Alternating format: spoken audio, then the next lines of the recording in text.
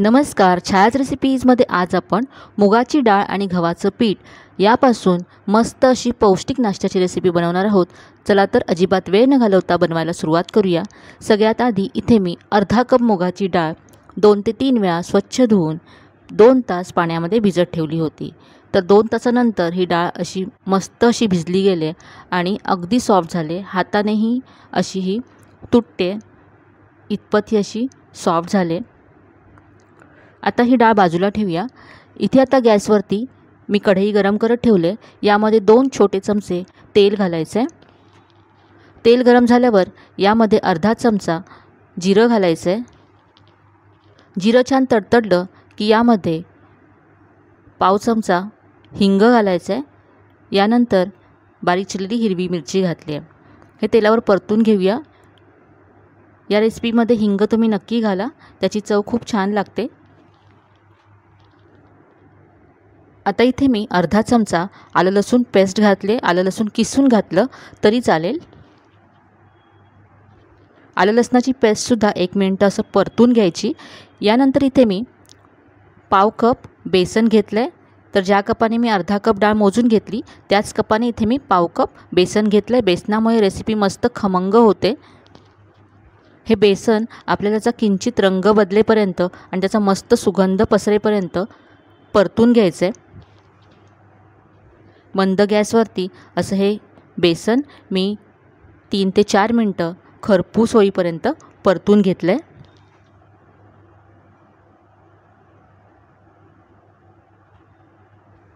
बेसन इथे परतून झालं आहे. आता यामध्ये आपण मसाले घालूया. तर इथे मी अर्धा चमचा धने जिरे पूड घातली आहे.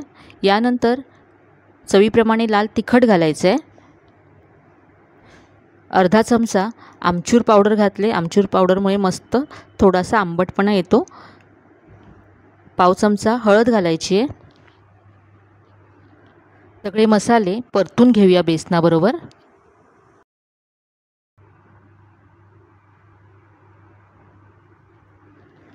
एक मिनटं इथे असं सगळे मसाले परतून झालेत.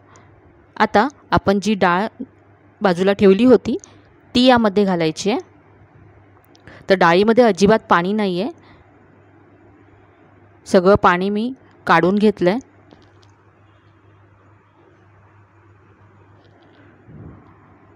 यामध्ये मी मीठ घातलेलं नाही आहे.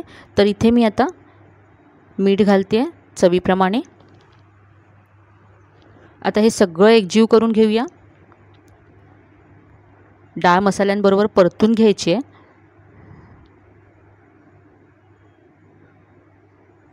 आता ही डाळ थोडीशी सॉफ्ट होण्यासाठी इथे पाणी शिंपडायचं आहे. साधारण 2 मोठे चमचे इतकं पाणी मी यावरती शिंपडलं आहे.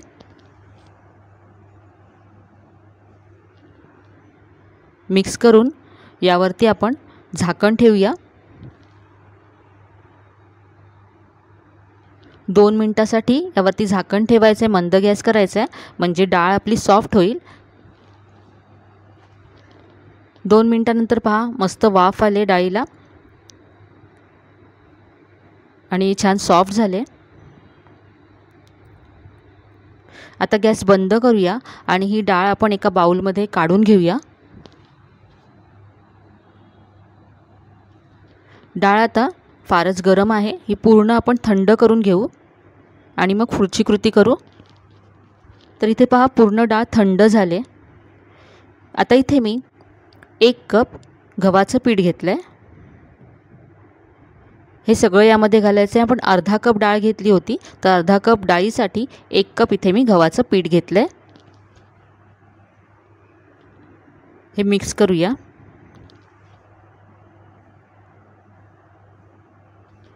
यामध्ये आता अर्धा चमचा ओवा घालायचा आहे. ओवा मी आधी हातावरती कुस्करून घेतला. यानंतर यामध्ये भरपूर बारीक चिरलेली कोथिंबीर घालायची आहे. आणि आता इथे मी मीठ घालते. आधीसुद्धा मीठ घातलं आहे. ते सारणामध्ये घातलं होतं आपण. आणि आता पिठापुरतं आणखी मीठ थोडंसं घालते मी. हे आता सगळं छान एकजीव करून घ्यायचं. नंतर यामध्ये पाणी घालून आपण मळून घेणार आहोत.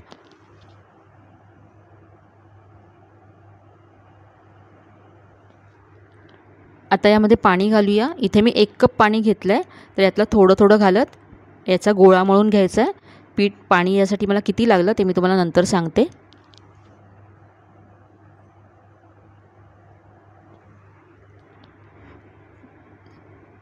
तर इथे पहा मी असा याचा गोळा मळून घेतला आहे. थोडासा सैलसर असा गोळा मळून घ्यायचा. याचे आपण पराठे बनवणार आहोत. तर पराठ्याचं नेहमीचं जसं आपलं पीठ असतं त्याप्रमाणे करून घ्यायचं आहे. तिथे मळून गोळा तयार आहे. यावरती मी 1 चमचा तेल घातलं. पुन्हा एकदा मळूया. तर हे पीठ तयार आहे पहा. आणि यासाठी मला अर्धा कप इथे पाणी लागलं. आता याचे आपण पराठे लाटूया. तर इथे पहा मी एक गोळा घेतला आहे. थोडासा मोठ्या आकाराचा गोळा घेतला.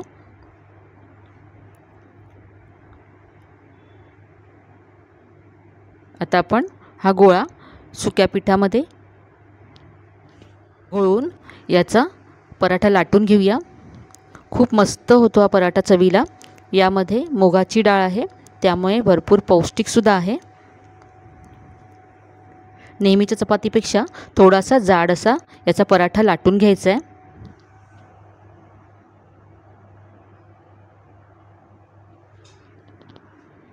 तर इथे मी हा पराठा लाटून घेतला आहे.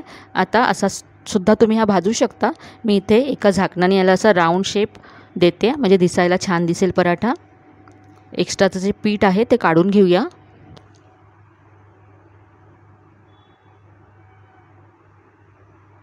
या पराठ्यामध्ये मध्ये मध्ये जी मुगाची डाळ दाताखाली येते ती खूपच मस्त लागते. पराठे आता आपण भाजून घेऊया. तर इथे मी तवा गरम करत ठेवला आहे. तवा गरम झाल्यानंतर यावरती आपण पराठा घालणार आहोत. तेल आपण नंतर लावूया. सुरुवातीला जर तेल लावलं तर पराठा लगेचच डार्क ब्राऊन होतो. त्याच्यावरती डार्क स्पॉट्स येतात आणि मग आतपर्यंत व्यवस्थित भाजला जात नाही. त्यामुळे आधी तेलाशिवायच आपण भाजून घेणार आहोत आणि नंतर मग यावरती आपण तेल किंवा तूप लावू. तर असा दोन्ही बाजूने मी पराठा भाजून घेतला आहे. आता यावरती थोडंसं तेल लावायचं आहे. तर खूपच कमी तेलामध्ये होणारी अगदी पौष्टिक अशी ही रेसिपी आहे आणि चवीला तर खूपच छान लागते.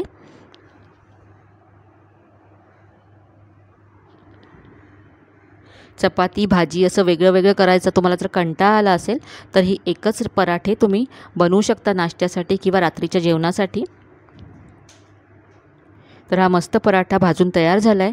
तर इथे दोन्ही पराठे मी भाजून तयार केलेत. इथे मी टोमॅटो केचपबरोबर सर्व केलेत. तुम्ही लोणच्याबरोबर दह्याबरोबर किंवा नुसतेसुद्धा हे पराठे खाऊ शकता. चवीला मस्त लागतात. अगदी झटपट होणारे आणि घरच्या साहित्यामध्ये तयार होणारे पराठे. अगदी सोपी अशी रेसिपी आहे. हे पराठे तुम्ही नक्की करून पहा. तुम्हाला नक्कीच आवडतील. आजची ही रेसिपी तुम्हाला कशी वाटली कमेंटमध्ये नक्की कळवा. रेसिपी जर आवडली असेल तर व्हिडिओला जास्तीत जास्त लाईक करा, शेअर करा. चॅनलवर नवीन असाल तर चॅनलला सबस्क्राईब करायला विसरू नका. चला तर मग पुन्हा भेटूया अशाच छान छान आणि नवीन नवीन रेसिपीसह. तोपर्यंत धन्यवाद.